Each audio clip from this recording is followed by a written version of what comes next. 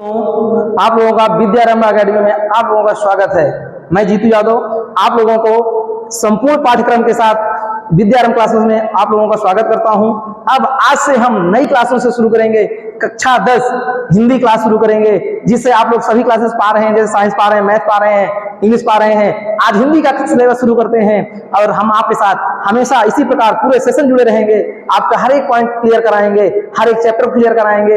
ये हमारा वादा आपसे रहा है। बस आप लोगों का साथ चाहिए, आप लोगों के सहयोग से ही हम आगे बढ़ सकते हैं। तो आइए शुरू करते हैं कि हम कितनी क्लासेस, कौन सा नंबर कितने, कहां से, गद्य से कितना आता है, पद्य से कितना आता है, संस्कृत से कितना आता है, व्याकरण से कितना आता है, हम सब जानकारी लेके शुरू करते हैं। आइए ज्यादा देर करते ना होंगे। चलिए सबसे पहले हम ये देखेंगे कि जो हमारा पेपर होता है, हमारा जो पेपर होता है वो होता है 70 नंबर का। कितने नंबर का होता है? 70 नंबर का। तो 70 नंबर का पेपर होता है, तो हमारा 70 नंबर बटा कैसे कैसे, ये भी पार्ट इसमें देखिए। एक पार्ट हमारा गद्य का हो जाएगा, एक पार्ट हमारा पद्य का हो जाएगा, एक पार्ट हमारा संस्कृत का हो जाएगा, संस्कृत का हो जाएगा, एक पार्ट हमारा क्या हो जाएगा, एक पार्ट हमारा हो जाएगा व्याकरण का। क्या हो जाएगा? व्याकरण का। और एक पार्ट आपका दिया है खंड काव्य। क्या हो जाएगा? खंड काव्य। इतना पार्ट आपको देखना है, ठीक है। सब पार्ट में तो कितने कितने नंबर का कौन कौन सा पार्ट है, हम ये जानकारी ले लेते हैं। तो गद्य से हमारा 16 नंबर का पेपर में आएगा, पद्य से हमारा कितने नंबर का आएगा? 16 नंबर का आएगा। और संस्कृत से हमारा कितने नंबर का आएगा? 19 नंबर का आएगा। कितने नंबर का आएगा? 19 नंबर का आएगा, 19।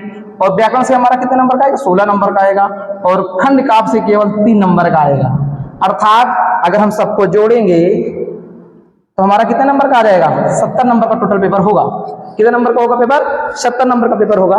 तो आप लोगों को ये ध्यान देना है कि हमें थोड़ा थोड़ा करके सब चीजों को तैयार करना है। पहले 16 नंबर का गद्य तैयार कर लेंगे, फिर पद्य तैयार कर लेंगे, फिर संस्कृत तैयार कर लेंगे, फिर व्याकरण तैयार कर लेंगे, और फिर आते हैं किसमें? खंड काव्य में तैयार कर लेंगे, और आपका सिलेबस खत्म हो जाएगा। बस आप लोग हमारे साथ बने रहिए अपने इस विद्यारंभ क्लासेस में। आप लोगों के सहयोग से हम लोग देखते हैं आप लोगों को कैसा रिजल्ट। आपका रिजल्ट बहुत अच्छा जाएगा, हम लोग आप लोगों से वादा करते हैं कि इतनी सारी सुविधाएं आप लोगों को मिलेंगी यहाँ पर, ठीक है। वो तो आप देख के ही पता चलेगा, अभी पहले से बताने की जरूरत नहीं है। आइए तो पहले गद्य देखते हैं, फिर पद्य देखते हैं, संस्कृत अब क्या क्या पढ़ना है, गद्य में क्या पढ़ते हैं, पद्य में क्या पढ़ते हैं, संस्कृत में क्या पढ़ते हैं, व्याकरण में क्या क्या पढ़ते हैं, ये हम थोड़ा डीपली जान लेते हैं इसमें, और उसके बाद पढ़ाना शुरू करते हैं, ठीक है। स्क्रीनशॉट लेना तो ले लीजिएगा, ठीक है, कितने नंबर कहां से आ रहा है। ओके,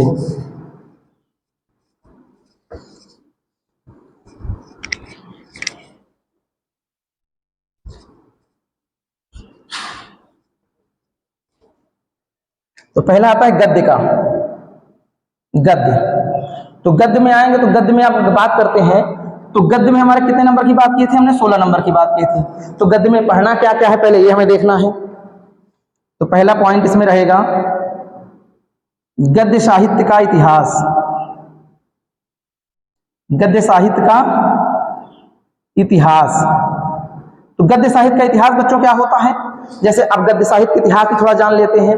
गद्य साहित्य का इतिहास का मतलब, गद्य में आपने कभी देखिए, आपने पढ़ा होगा, कहानी पढ़ा होगा, उपन्यास पढ़ा होगा नहीं, सुना तो होगा ही, निबंध पढ़ा होगा, निबंध होगा, ठीक है, रेखा चित्र, डायरी,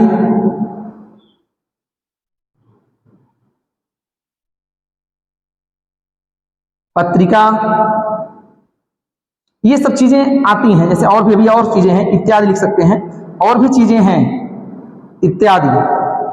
इतनी सारी चीजें अभी आपको, जैसे रेखा चित्र हो गया, संस्मरण हो गया, यात्रा वृतांत हो गया, बहुत ढेर सारी चीजें हैं। हर चीज के बारे में थोड़ा थोड़ा अध्ययन करेंगे। जैसे आपसे पेपर में, क्योंकि ये गद्य साहित्य के इतिहास से आपको समझ लीजिए 5 नंबर का क्वेश्चन बनाते हैं। यहाँ से 5 नंबर क्वेश्चन कौन सा बनता है? जैसे पूछ लिया, जैसे मान पूछ लिया कि पहला उपन्यास क्या है बताइए, हिंदी साहित्य का पहला उपन्यास बताइए, पहला उपन्यास। तो पहला उपन्यास आपका सबको पता ही होगा, जैसे आप पढ़ा देंगे तो परीक्षा गुरु हो जाएगा। क्या हो जाएगा? परीक्षा गुरु। ये किसके लेखक, इसके क्या नाम है? लाला श्रीनिवास दास। इनके लेखक क्या नाम है? लाला श्रीनिवास दास। तो अब इसी प्रकार जब इसमें से 5 नंबर आपका बन गया, तो आप और किसके नंबर से बनेंगे, ठीक है। इसके बाद हम क्या करते हैं, ये गद्य साहित्य का इतिहास हो गया। फिर अब आगे आती हैं इसके बाद गद्य साहित्य इतिहास पढ़ने के बाद आते हैं फिर दूसरे नंबर पे बात करते हैं चैप्टर की। जैसे चैप्टर आप पढ़े होंगे, एक मित्रता चैप्टर है, मित्रता है। दूसरा चैप्टर बात है, क्या है, बात है।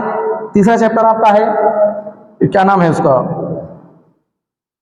ईर्ष्या तू न गई मेरे मन से, ईर्ष्या तू न गई मेरे मन से, मेरे मन से। फिर है भारतीय संस्कृत है, भारतीय संस्कृत है, संस्कृति। फिर आपके बाद होगा चंदा पे आदमी, चंदा पे चांद पर, ऐसा कुछ है, चंदा पे आदमी चांद पर वो। और तीसरा एक है हमारा अजंता, और एक अजंता भी है, क्या है, देखिए यहां हो गया। अब उसके बाद अगर हम बात करते हैं, एक ममता है, ममता है। एक चैप्टर का नाम है क्या लिखूं, क्या, क्या लिखूं, क्या लिखूं, क्या लिखूं, ये चैप्टर का नाम है, ठीक है। अब इसके बाद एक और चैप्टर पानी पे चंदा, पानी में चंदा और चांद पर आदमी, चांद पर आदमी। ये बातें हो गई। देखिए मित्रता, अच्छा बात इस चैप्टर, बात इसमें नहीं है, बात 9th का चैप्टर का है, सॉरी बात जो चैप्टर है ये 9th का लिख गया है इसमें, सॉरी, ये बात 9th के चैप्टर का नाम है, ठीक है। तो मित्रता हो गया, ईर्ष्या तू न गई मेरे मन से, भारतीय संस्कृति, अजंता, ममता, क्या लिखूं, पानी में चंदा, चंदा पर आदमी। तो हम इतने, ये गद्य की बात करते हैं, ये हमारा गद्य हो गया। अब गद्य के बाद, इसके बाद देखिए आप इस चैप्टर कैसे पढ़ेंगे।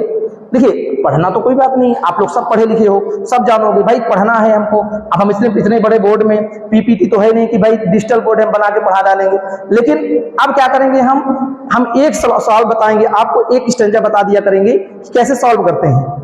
एक बता देंगे, दो बता देंगे, सॉल्व करा देंगे एक चैप्टर का, तो आपको एक आइडिया मिलेगा कैसे सवाल को सॉल्व करना है, कैसे क्वेश्चन को सॉल्व करना है, कैसे गद्यांश से उत्तर लाए जाते हैं, ठीक है ना। तो हम ये चीज सॉल्व करते हैं। पहले गद्य का हो गया, गद्य के चैप्टर के मैंने लिखे। अब हम क्या लिखते हैं, पद्य के बारे में ऐसे ही लिख लेते हैं, पद्य के बारे में लिखते हैं, ठीक है। गद्य का हो गया।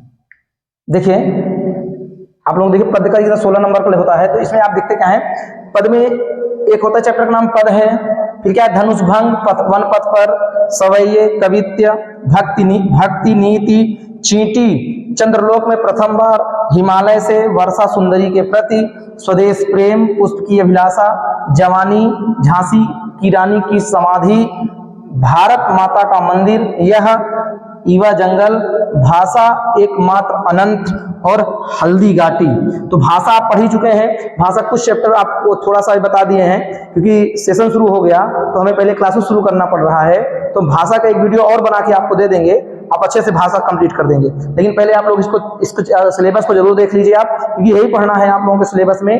पूरे साल भर की आज हिस्ट्री लिखाई जा रही है कि इसी को पढ़कर आपको अच्छे नंबर लाने हैं। हर एक चैप्टर को अच्छे से पढ़ाया जाएगा, आपको समझाया जाएगा। अब इसके बाद आते हैं संस्कृत में, इसके बाद किसमें आते हैं, संस्कृत में। संस्कृत देखिए, संस्कृत जो है, संस्कृत में खंडगामी 19 नंबर का आता, बताए भी थे हम। तो अब यहाँ पर क्या कहते हैं, पहला चैप्टर क्या हुआ, वाराणसी पढ़ेंगे, फिर अन्नोक्त विलासा पढ़ेंगे, वीरा वीरा पूजते पढ़ेंगे, प्रबुद्धो ग्रामीणा पढ़ेंगे, देशभक्त चंद्रशेखरा पढ़ेंगे, केन किम वर्धते पढ़ेंगे, अरुण श्वेत केतु संवाद पढ़ेंगे, भारतीय संस्कृति पढ़ेंगे, जीवन सूत्राणी पढ़ेंगे। क्या पढ़ेंगे, ये सब संस्कृत के चैप्टर हैं जिन्हें हम अच्छे से अध्ययन, डीपली अध्ययन करेंगे कि आप एक भी क्वेश्चन कहीं छूटेगा नहीं।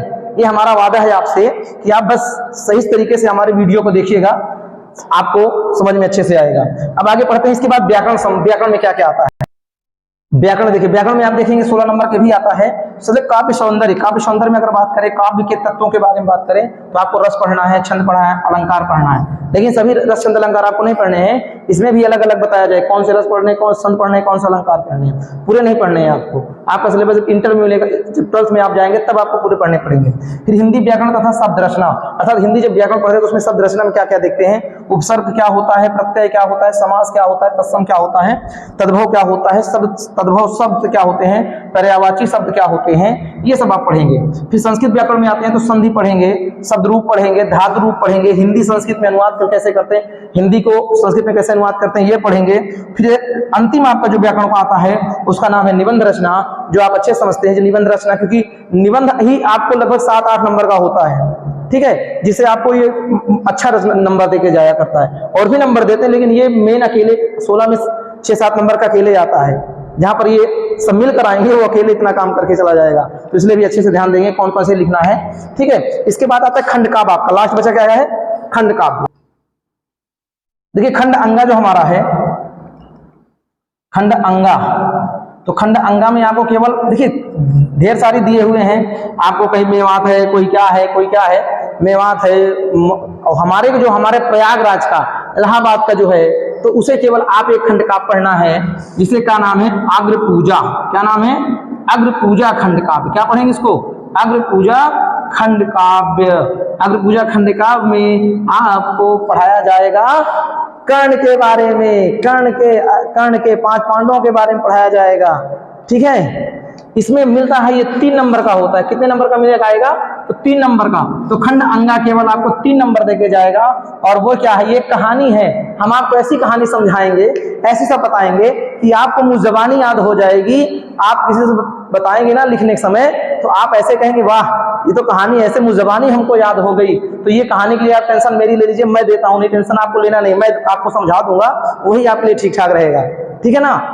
अब आगे देखिए, आज हमारा जो पढ़ाने का तरीका था, हमने आज आपको सिलेबस बताया है, तो हम सोच रहे हैं आज की क्लास को इतना आप देखिएगा। कल आपको इससे बात पहला चैप्टर आपको हिंदी गद्य साहित्य का इतिहास शुरुआत करते हैं। हिंदी गद्य का इतिहास कैसे शुरुआत होती, कहां से कैसे क्या आया, कौन सी रचना पहले आई, किस बेस पे हिंदी साहित्य का निर्माण हुआ, कैसे हम लोग पढ़ते हैं। तो नेक्स्ट मिलते हैं अगली क्लास में। अच्छे से आप लोग रहिए, मस्त रहिए। नमस्ते।